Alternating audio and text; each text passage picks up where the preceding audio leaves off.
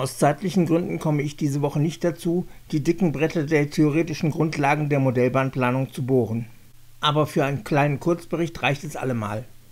Aus diesem Grund werde ich in meine Serie der Modellbahnplanung diverse kleine Quickies, Kurzfilme zu bestimmten Themen einbauen.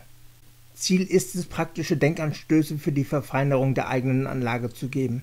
Was hier zu sehen sein wird, sind meine Flausen im Kopf. Es sind keine fertig ausgereiften Ideen oder Konzepte. Vor Jahren scherzte mal ein Besucher einer internationalen Modellbahnausstellung, die deutschen Anlagen würde man immer so leicht erkennen, weil die so derart aufgeräumt sind. Und in der Tat, selbst meine Industriebahn, einen an der Waffel, sieht eigentlich eher nach Parkanlage denn nach Industriebahn aus. Das geht so nicht, das muss ich ändern, bringt mir ein Gebüsch. Aber gut sortierte Modellbahnhändler im Westerwälder Outback? Vor 30 Jahren vielleicht mal, aber heute nicht mehr. Also, was tun? Online-Bestellung vielleicht? Ist mir eigentlich zu nervig mit den ganzen Paketdiensten und so einem Kram. Also, experimentieren mit dem, was gerade greifbar ist. Greifbar ist sehr viel Moos in meinem Rasen.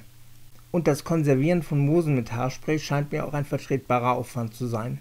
Und wenn es nicht klappt, dann habe ich halt eben 2,50 € für Haarspray in den Sand gesetzt. Das scheint ein vertretbares Risiko zu sein, also ran an die Sache.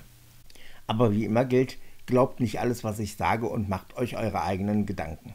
Gleich zu Anfang des Films der Hinweis, über Likes und Kommentare freue ich mich ebenso wie über ein Abo. Wer nach dem Abonnieren das Glöckchen klickt, wird über neue Filme von mir automatisch informiert. Nach dem Intro geht's los.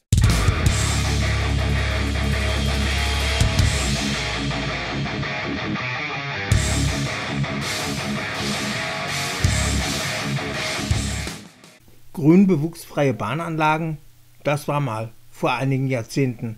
Aber selbst dieses Bild, das jetzt mittlerweile fast 10 Jahre alt ist und aus dem Jahr 2009 stammt, zeigt ökologisch wertvolle Biotope anstatt kargem Gleisschotter. Zwar sind die hier zu sehenden Schrebergärten schon recht alt, aber in den 1980er Jahren waren die Bereiche außerhalb der Schrebergärten auf jeden Fall noch besser gepflegt. Auf jeden Fall war dieses Bild für mich die Initialzündung, auf der Modellbahn mal für etwas mehr Wildwuchs zu sorgen. Zwischen der Doppelkreuzweiche und dem Bahnübergang ist eine heftige Verbuschung zu erkennen, während etwas weiter hinten, hinter dem Bahnübergang, einzelne Sträucher zu erkennen sind. Optisch bin ich mit der Struktur der verschiedenen Moossorten sehr zufrieden. Wie haltbar allerdings die Konservierung mit Haarspray ist, muss ich erst noch herausstellen. In meinen Augen bildet das Moos maßstäblich verkleinerte Büsche hervorragend nach. Mir erscheint es dabei sinnvoll, verschiedene Moossorten miteinander zu kombinieren. Bei der Anordnung der verschiedenen Moosstücke ist es auf jeden Fall sinnvoll, sich an Vorbildfotos zu orientieren. Insgesamt macht der Einsatz von Moos aus dem Garten auf der Modellbahn nicht nur aus der Ferne eine gute Figur. Neben dem Einsatz von ganzen Moosmatten kann man natürlich auch einzelne Ästchen setzen. Das ist etwas mehr Aufwand, aber das Ergebnis ist doch etwas besser. Die Ästchen der Moose stellen natürlich in H0 Stängel dar. Das Opel Rekord C Sprint Coupé parkt neben einem selbstgebauten Busch. Beim nächsten Versuch werde ich den Weißleimtropfen vermutlich braun einfärben. So, wieder ist ein Ende des Filmes erreicht. Wem der Film gefallen hat, der kann ein Like oder einen Kommentar dalassen. Wer mehr von diesen Filmen sehen will, der sollte den Kanal abonnieren.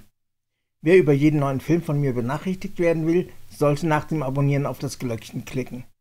Ansonsten wäre es sehr hilfreich, bei einem Dislike einen Kommentar zu hinterlassen, was genau an dem Film nicht gefallen hat. Ansonsten bis zum nächsten Mal.